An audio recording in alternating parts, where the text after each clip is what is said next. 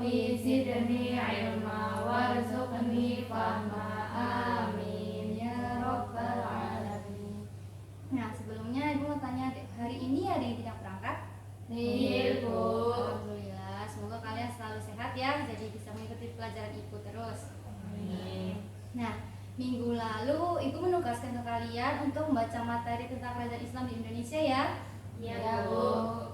Nah, sudah pada baca materinya atau belum? Sudah selesai, Bu. Sudah deh, belum ya, nggak apa-apa. Nah, jadi hari ini kita akan belajar tentang kerajaan Islam di Indonesia. Nah, kerajaan Islam di Indonesia itu ada yang tahu tersebar di pulau mana saja? Di Jawa. Ya, di mana? Pulau Jawa, Pulau Sumatera, Pulau Sulawesi. Oh ya, sudah dijawab semua oleh Mbak Ismatul. Ya, betul.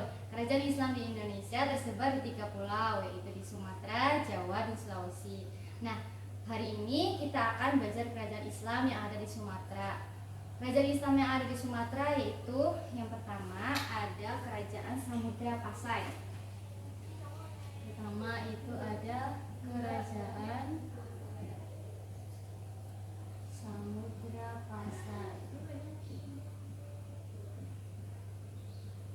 Nah, Kerajaan Samudra Pasai ini juga terdiri dari 2 dinasti.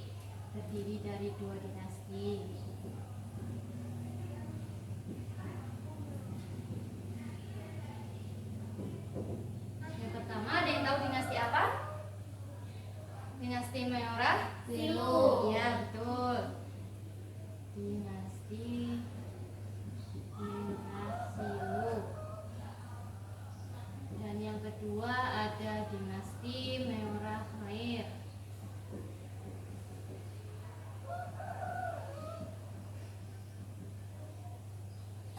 Nah, dinasti kita bahas satu persatu ya anak-anak. Dinasti Merah Khair ini dipimpin oleh Merah Khair yang bergelar Maharaja Mahmud Syah.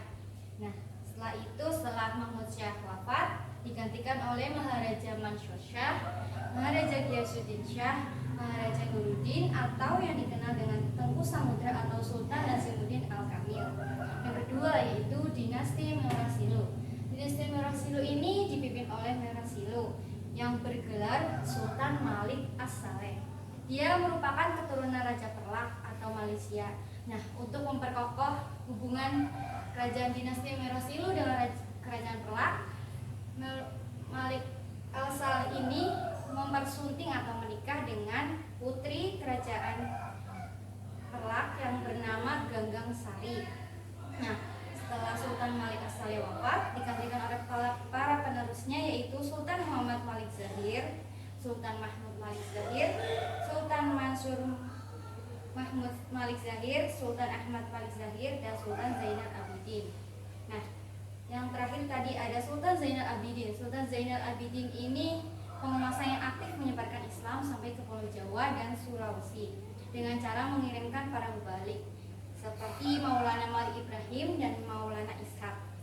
Nah, setelah itu juga terdapat bukti kemakmuran dinasti Merah Silu, yaitu adanya cerita dari Tome Pires yang mengatakan bahwa dahulu sudah ada mata uang dirham.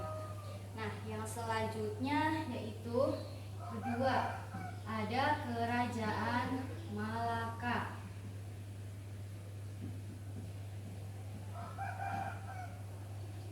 Nah, Kerajaan Malaka ini dipimpin oleh Iskandar Syah yang merupakan raja pertama dan sekaligus pendiri. Dia juga merupakan keturunan Majapahit.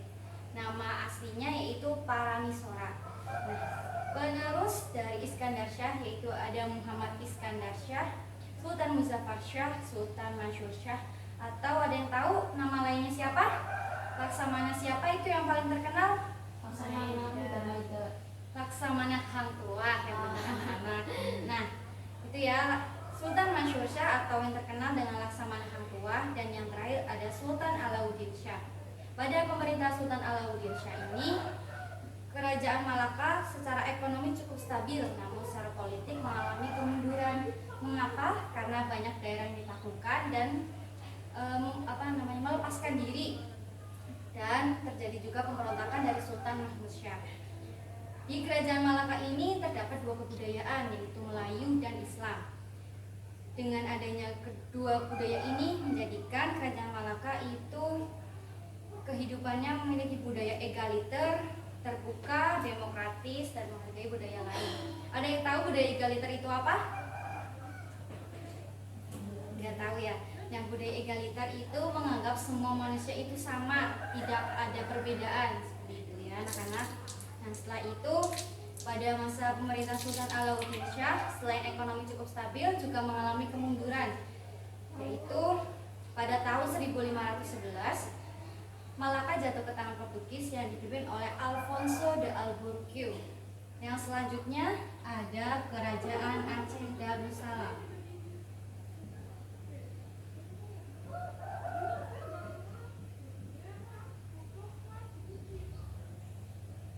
Nah, Kerajaan Aceh Darussalam ini dipimpin oleh Sultan Ali Mughayat Shah yang juga merupakan pendiri.